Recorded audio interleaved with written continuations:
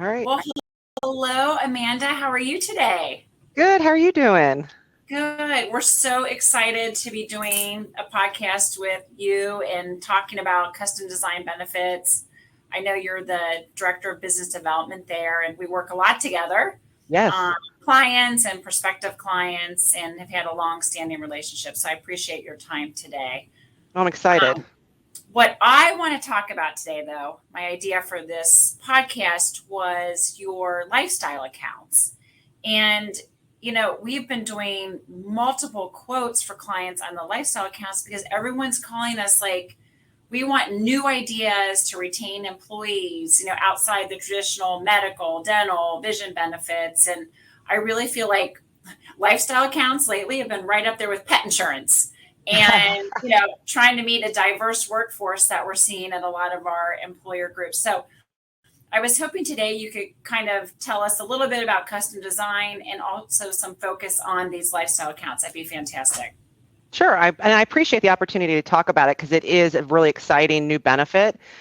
Just so you know how popular it's become, like as of now, according to a Mercer survey, there's 10% of employers are actually have LSAs, but 70% of employers are actually currently considering adding it to their benefit package. So they've been around for about 5 or 6 years, but it's really starting to grow now, exactly for the reasons that you mentioned.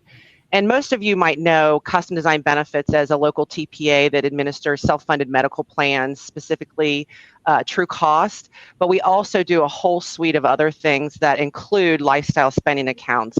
And so we're really excited to be able to bring this out to our employer partners in our communities and beyond.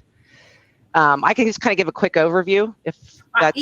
I think that would be fantastic. Okay. Just to kind of talk about, I think people ask me, like the buckets I think about, like I've had people ask about student loan reimbursement. Hey, we want to encourage our employees to go to a gym. We want to reimburse gym membership. Those are kind of popular ones, but I think the list is pretty long that employers can pick and choose from. So I think that'd be great if you could share some of that with us. Okay, yeah, and it is a variety. I think a segue to talking about the different options, just keep in mind that probably anything that would be considered a pre-tax benefit would not be considered a great benefit or a fit or a plan design for an LSA or a lifestyle spending account, because these are for employer dollars that go into a plan to design a solution to meet the employees where they're at. So in LSAs, and some of it came from everybody having this point solution overload, right? So you implement these plans that are well-being plans, you drive adoption, you try to get people to use it. It's very difficult to do that because it doesn't fit everybody's lifestyle. So when people ask us, how do I design an LSA, we always just say, let's sit down and talk about who are you trying to recruit, who you're trying to retain, and what's your budget. So you could actually develop or design an LSA that meets a compensation need. So, and that's the easiest, is say, okay, I don't want to continue to increase compensation, but I want to be able to give employees dollars to spend on their lifestyle choices. You can, as an employer, come out with, okay, well, I'm trying to drive, the employee and their family's well-being. Everybody uses it differently. Is it gym membership? Is it camping? Is it financial service, well-being, things like that? And those are the things that you would want to consider as an employer that are important, or you're hearing from your employees in order to retain them and also attract talent.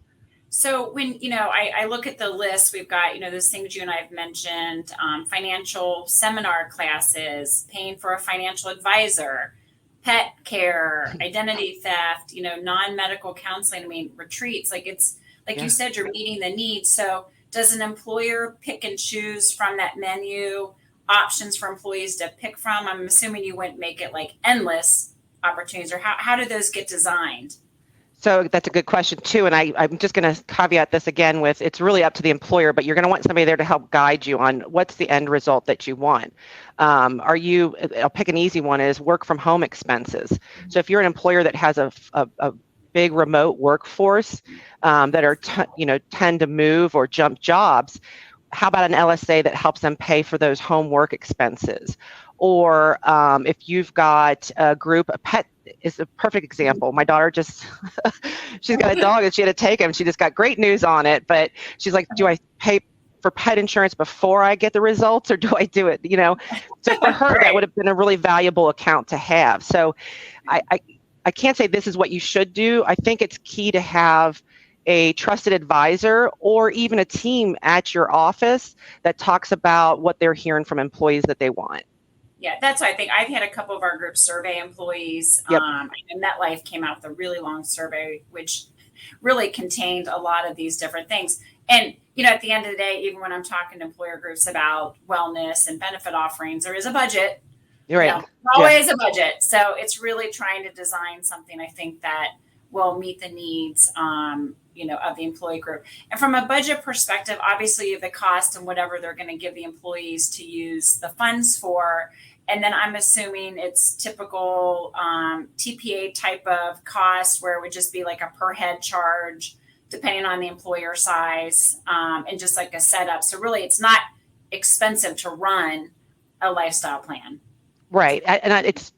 I'm speaking from our TPA, right? So the way we charge is transactional per employee per month or per participant per month. It's very straightforward, very transparent. I think that's probably the industry standard as well. Okay. But that's another question we get about budgets. And I think you would say you want to look at the variety of accounts that you're administering. Like, is it going to be anybody can put money in, you can use it for anything, or are you directing a certain well-being? What is it going to look like? And say, okay, where's that value versus administration of expense? Okay. One of the questions we get is how much are other employers doing? And the one thing I've seen consistent is probably not worth it under $250 a year, right? Like right. $500 to $2,000 is what we're seeing right now, but these are growing. So okay. I don't know what they'll look like in a couple years. So basically, once that amount's picked, you're putting it into the employee's paycheck post-tax. Is like a bonus in there, or is it a reimbursement? So right now it's handled, the LSAs themselves are handled as a reimbursement. Similar to an FSA, but these are all post-tax dollars. So if you're setting up a very wide variety LSA, that you put dollars in there as an employer, there's going to be decisions you need to make. First of all, how much? How much are you going to commit to? When is it going to be available? Is it monthly? Is it quarterly? What happens if an employee terminates or at the end of the year? So those are decisions you'd make in the plan design. And that's why I think it's helpful to have like a TPA guide you, and then they just pay those expenses out, the TPA does, and then it becomes taxable. As long as you don't have any limits to the account, it becomes taxable upon risk of use. Right. Okay. So, just if I use it. And is there a minimum employer size that you find these to be, almost not a good decision for them because they're too small? Or are you seeing it all across the board in employer sizes? Yeah, we're seeing it all across the board because, I talked earlier about how these are growing and like 10% employers offer them. What's happening is those 10% are large employers. And right now there's this downstream effect of smaller employers having access and needing that too. So I don't think there's a limit. It really comes down to what your budget is. Okay. Yeah, I think that's great. Because with a lot of our groups renew in January, it's simple to set up. It's really, like you said, powwowing with the executive team and HR and what they want, figuring out that budget, maybe surveying employees, but it can easily be rolled out along with the medical benefits and dental. I think probably 90% of the world renews in January. So if that's a custom design, they can easily get a quote and get rolling. So absolutely. I really appreciate your time today. I think this is a hot topic. I'd love to get you on again, to keep talking about the offerings that custom design has. And I think we're going to definitely see an uptick in Cincinnati in these type of plans. I do too. And thank you for your time. I appreciate it. Have a great one. Thank you. You too. Bye. Bye.